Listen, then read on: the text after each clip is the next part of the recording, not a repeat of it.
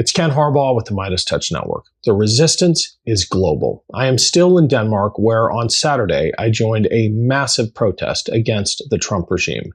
There were over 10,000 of us marching from the historic citadel overlooking Copenhagen Harbor down to the U.S. Embassy. The protest was planned as a response to Donald Trump's comments disparaging the sacrifices made by America's allies after we called upon NATO to help us in Afghanistan.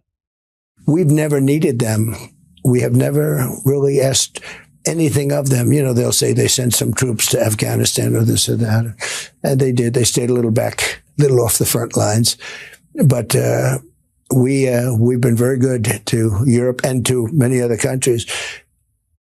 After those remarks by our president, the U.S. Embassy here in Copenhagen ordered the removal of Danish flags planted in these flower boxes across from the embassy, each representing a Dane killed while serving alongside U.S. forces in Iraq and Afghanistan.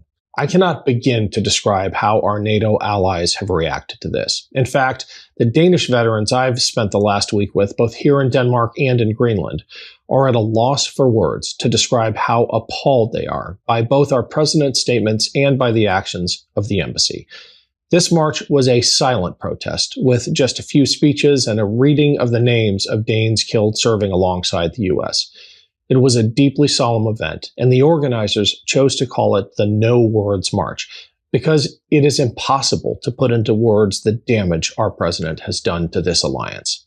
The crowd itself was one of the largest anti-Trump protests outside the United States ever. As we made our way from the Citadel to the embassy, the line of protesters extended so far that it was impossible to see both ends, and there was already a massive crowd waiting at the embassy. There was, of course, absolutely no representation from our government. The embassy itself looked like it was boarded up. Another shameful episode for America. That said, every Dane I talked to about this told me they were there to protest against the American government, not against America. In fact, Congressman Riggleman and I were asked to march at the front of the parade, holding American flags. Probably the most lasting impression I will have from my time in Greenland and in Denmark is the grace we've been shown. I was traveling with fellow Americans, members of a delegation from the Save America movement, and not once did we encounter anger directed towards us.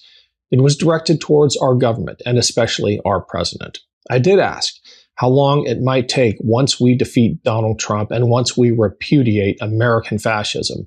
How long will it take to repair the damage?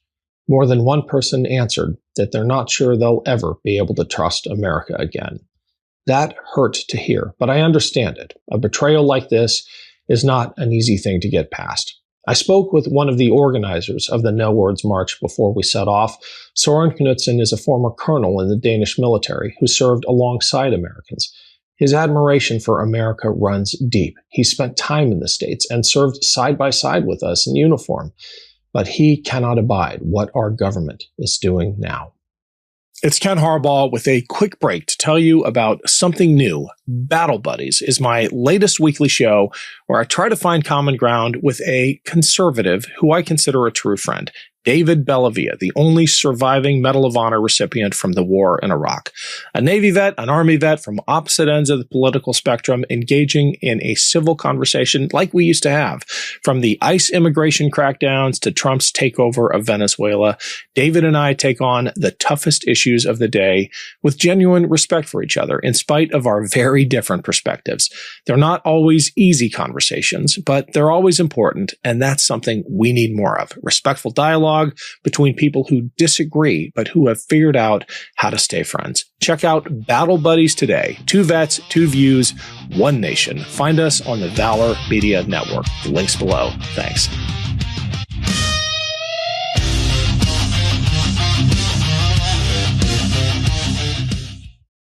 I'm with Søren Knudsen here at the Citadel in Copenhagen, Denmark. He is the vice president of the Danish Veterans Association. Søren, can you tell me about the T-shirt, what it represents, and what's about to happen today? Yeah, we were speechless when we heard the words that came out of the mouth of the president, the vice president, the vice chief of staff. and their opinions on Denmark, their opinions on Danish participation, Danish support to the United States following the 9/11. We felt appalled. We were angry. So we thought we need to demonstrate that. We need to demonstrate to the Danish veterans that this is wrong. We needed to demonstrate it to our veterans, our colleagues in the Faroe Islands, in Greenland, all over the Kingdom of Denmark. But we also needed to demonstrate this to all those friends and allies, all those American veterans that fought with us for the same values and who still stand behind those values that we were out there for. You have also welcomed American veterans to this silent march and protest in front of the United States Embassy. What does it mean to you to have Americans marching alongside you as you make this procession from this historic fort up the road into the U.S. Embassy? It means exactly what I would like to underline. This is not against America. This is actually pro-America, pro what we fought for together, pro the values, and pro all those colleagues who were with us out there. We fought literally meters away from the enemy. We did it together. So it means a lot that today we are saying what was officially stated by the administration is wrong. That should be corrected. And on the other hand, those who were with us out there and who have sent us greetings, even excuses, we have had so much support from US veterans and a lot of other Americans. We want to return that favor and certainly support them. This march will end at the U.S. Embassy.